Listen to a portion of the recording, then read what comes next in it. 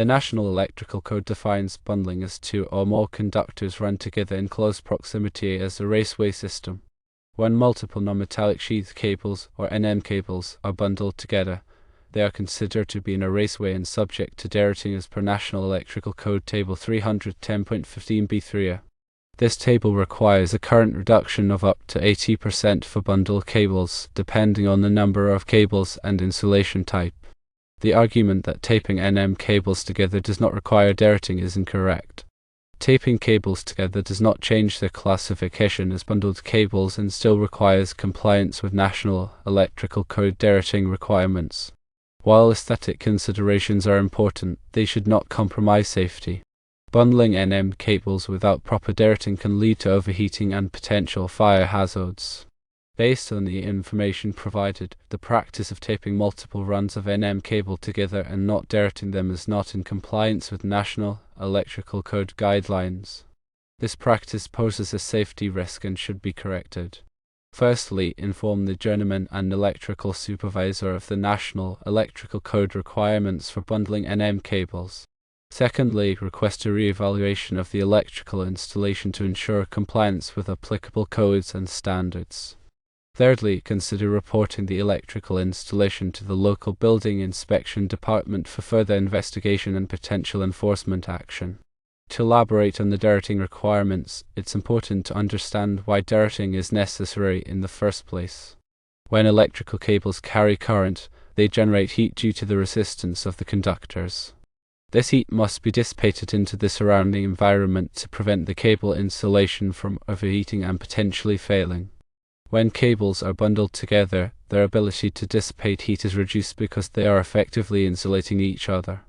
This leads to a higher operating temperature for each cable, which can degrade the insulation over time and increase the risk of a short circuit or fire.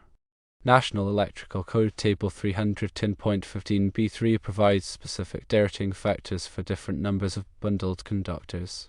For example, if you have 4 to 6 current-carrying conductors bundled together, you may need to reduce the ampacity of each conductor by 80%. If you have 7 to 9 current-carrying conductors bundled together, the ampacity may need to be reduced to 70%. And if you have 10 to 20 current-carrying conductors bundled together, the ampacity may need to be reduced to 50%. These derating factors are cumulative with other derating factors, such as those for ambient temperature. Therefore, it's crucial to carefully consider all applicable derating factors when determining the appropriate ampacity for bundled cables. In addition to derating, there are other best practices that can help to minimize the risk of overheating in bundled cables. One important practice is to use cables with a higher temperature rating. Cables with higher temperature ratings are designed to withstand higher operating temperatures without degrading. For example, instead of using a cable with a 60 degrees Celsius insulation rating, you could use a cable with a 75 degrees Celsius or 90 degrees Celsius insulation rating. Another best practice is to avoid bundling cables unnecessarily. If possible, separate the cables to allow for better heat dissipation. If you must bundle cables, try to keep the bundles as short as possible. Finally, it's always a good idea to consult with a qualified electrical engineer or inspector to ensure that your electrical installation is compliant with all applicable codes and standards. They can help you to determine the appropriate derating factors and other best practices for your specific application. The National Electrical Code is updated every 3 years, so it's important to stay up to date on the latest requirements. You can purchase a copy of the National Electrical Code from the National Fire Protection Association, or NFPA, or you can access it online through various subscription services. Remember, electrical safety is paramount. By following the National Electrical Code and implementing best practices, you can help to ensure the safety of yourself, your family, and your property. Furthermore, consider the specific types of NM cables being used. NMB cable, the most common type, typically has a temperature rating of 90 degrees Celsius for dry locations, but its ampacity is usually determined based on the 60 degrees Celsius or 75 degrees Celsius column in the ampacity tables, as specified in National Electrical Code section 334.80.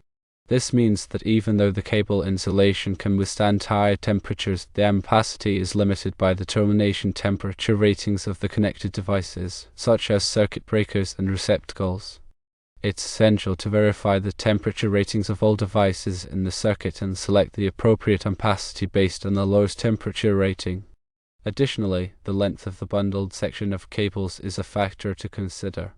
The National Electrical Code doesn't explicitly define a maximum length for bundled cables before derating is required, but the longer the bundle, the more significant the heat buildup will be.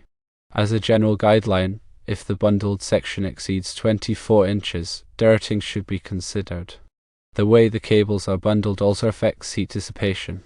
Tightly packed bundles restrict airflow and increase heat buildup compared to loosely bundled cables. Using cable ties or straps that are too tight can exacerbate this issue. It's better to use wider straps that don't constrict the cable excessively and allow for some air circulation. When determining the ampacity of conductors, National Electrical Code Table 310.15 provides the allowable ampacities for conductors based on their insulation type and temperature rating. This table is the starting point for determining the ampacity before applying any derating factors. For example, a 14 American wire gauge copper conductor with a 75 degrees Celsius insulation rating has an ampacity of 20 amps, while a 12 American wire gauge copper conductor with the same insulation rating has an ampacity of 25 amps. These ampacities are based on specific conditions, such as an ambient temperature of 30 degrees Celsius and no more than 3 current carrying conductors in a raceway or cable. If the ambient temperature is higher than 30 degrees Celsius, or if there are more than 3 current carrying conductors in a raceway or cable, derating factors must be applied. National Electrical Code Table 310.15b2 provides correction factors for ambient temperatures other than 30 degrees Celsius. If the ambient temperature is higher than 30 degrees Celsius, the ampacity of the conductor must be reduced by the corresponding correction factor. For example, if the ambient temperature is 40 degrees Celsius and the conductor has a 75 degrees Celsius insulation rating, the ampacity must be reduced by a factor of 0.91. This means that the 20 amp 14 American wire gauge conductor would have a derated ampacity of 18.2 amps, and the 25 amp 12 American wire gauge conductor would have a derated ampacity of 22.75 amps. It is important to note that the derated ampacity must be equal to or greater than the non-continuous load plus 125% of the continuous load. A continuous load is defined as a load that is expected to operate for 3 hours or more.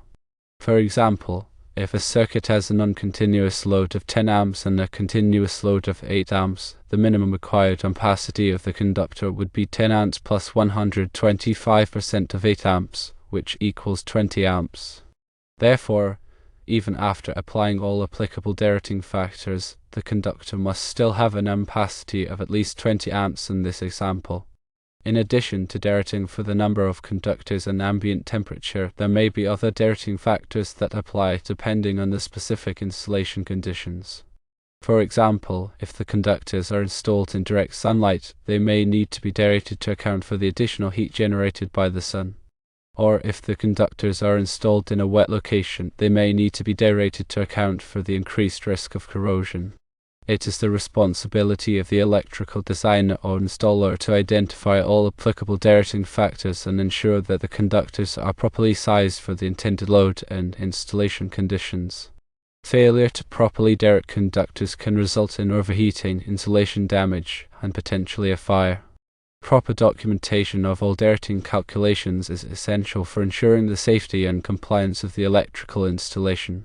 This documentation should include the conductor size, insulation type, temperature rating, number of conductors, ambient temperature, and all applicable derating factors. The documentation should be kept with the electrical drawings and readily available for inspection. Electrical inspectors play a crucial role in verifying that electrical installations are compliant with the National Electrical Code and other applicable codes and standards. They will review the electrical drawings, inspect the installation, and verify that all derating calculations are accurate. If an electrical inspector finds that conductors are not properly derated, They will issue a correction notice and require the installer to correct the problem.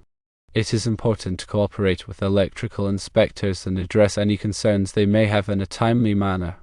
The goal of electrical inspections is to ensure the safety of the electrical installation and prevent potential hazards. Continuing education is essential for electricians and other electrical professionals to stay up to date on the latest changes to the National Electrical Code and other industry best practices. There are many opportunities for continuing education, including online courses, seminars, and workshops. By staying informed about the latest developments in the electrical industry, electrical professionals can ensure that they are providing safe and compliant electrical installations. Grounding and bonding are also critical aspects of electrical safety. Grounding is the intentional connection of a neutral conductor to earth, while bonding is the connection of non-current carrying metal parts to create a low impedance path for fault current.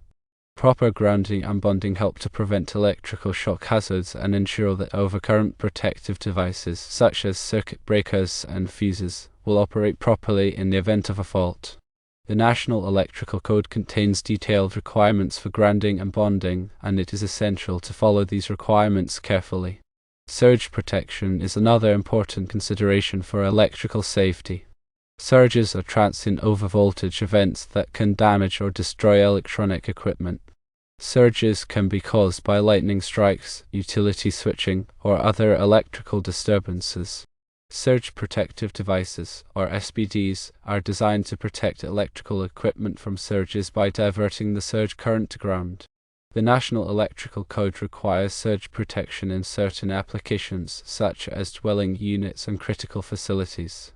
Arc fault circuit interrupters, or SIs, are another type of overcurrent protective device that can help to prevent electrical fires. SIs are designed to detect arc faults, which are dangerous electrical arcs that can occur when insulation is damaged or wires are loose. When an arc fault is detected, the SI will trip and interrupt the circuit, preventing a fire from starting. The National Electrical Code requires SIs in many branch circuits in dwelling units, such as those that serve bedrooms, living rooms, and dining rooms. Ground fault circuit interrupters, or GFCIs, are another type of overcurrent protective device that can help to prevent electrical shock hazards.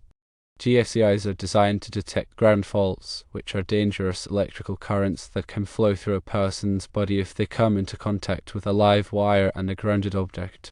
When a ground fault is detected, the GFCI will trip and interrupt the circuit, preventing an electrical shock. The National Electrical Code requires GFCIs in many locations where there is a risk of electrical shock, such as bathrooms, kitchens, and outdoor areas. In summary, the practice of bundling NM cables and taping them together without proper derating is a violation of the National Electrical Code and poses a significant safety risk. It is essential to follow the National Electrical Code requirements for derating bundled cables to prevent overheating, insulation damage, and potential fires. Additionally, it is important to consider other factors, such as the type of cable, the length of the bundle, and the ambient temperature, when determining the appropriate ampacity for conductors. Electrical safety should always be the top priority, and it is the responsibility of all electrical professionals to ensure that electrical installations are safe and compliant with all applicable codes and standards. Lastly, ensure all boxes that cables are installed into are of proper size. National Electrical Code 314.16 provides guidance on the number of conductors permitted in junction boxes.